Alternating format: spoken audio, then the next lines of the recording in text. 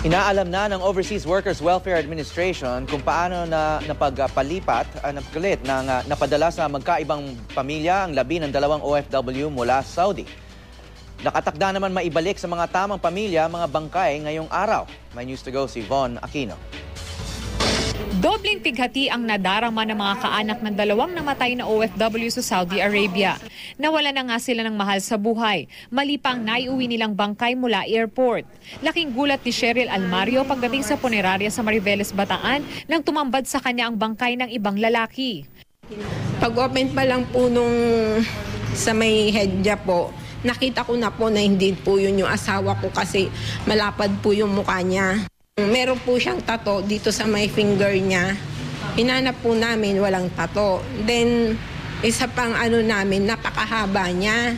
Ang height po ng mister ko nasa may 5'1 lang. Halos mataas lang po siya sa akin ng konti. Then, sinukat nga po nila yung height niya, 5'7". So, confirm po na hindi po yun yung mister ko.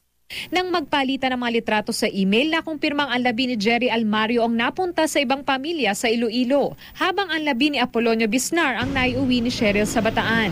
Ang asawa ni Apolonio Bisnar sa Iloilo, labis ding nagulat nang buksan ang casket sa punerarya. Wala ako naghibi, kay hindi ko man makitaan diri sa funeral homes. Kag nabuksan, ang reaksyon ko nga hindi to ba na ako kay lain ng itsura, tapos maniwang daw maniwang daw butot balat. So ang bana ko tambok. Tanging airway bill number lang na nakasulat sa casket ang pinagbasihan ng pagkakakilanlan ng mga bangkay pagdating sa airport. Wala raw pangalan ng mga ito.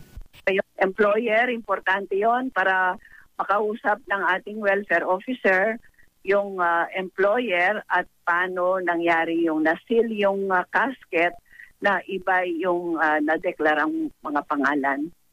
Dagdag pasakit din daw kay Cheryl ang paghihintay ng mahigit 2 buwan bago maiuwi sa Pilipinas ang labi ng asawa.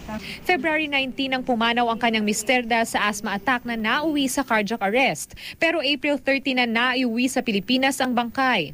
Naipabot na ang reklamo sa cargo switching sa ahensyang naglalakad ng mga dokumento ng cargo. Nakikipag-ugnayan na raw ang country manager ng Saudia Cargo sa nagpadala ng cargo. Posible umanong ang nagpadala ang nagkamali ng pag-label kaya't nagkapalit ang 2 bangkay. Makakaasa naman daw ang pamilya Almario at Bisnar na tutulong ang Saudia Cargo na madala ang labi ng 2 OFW sa tamang kaanak. Ibabiyahe ang mga labi ni Almario at Bisnar ngayong araw para maihatid sa tama ng pamilya. Von Aquino, GMA News.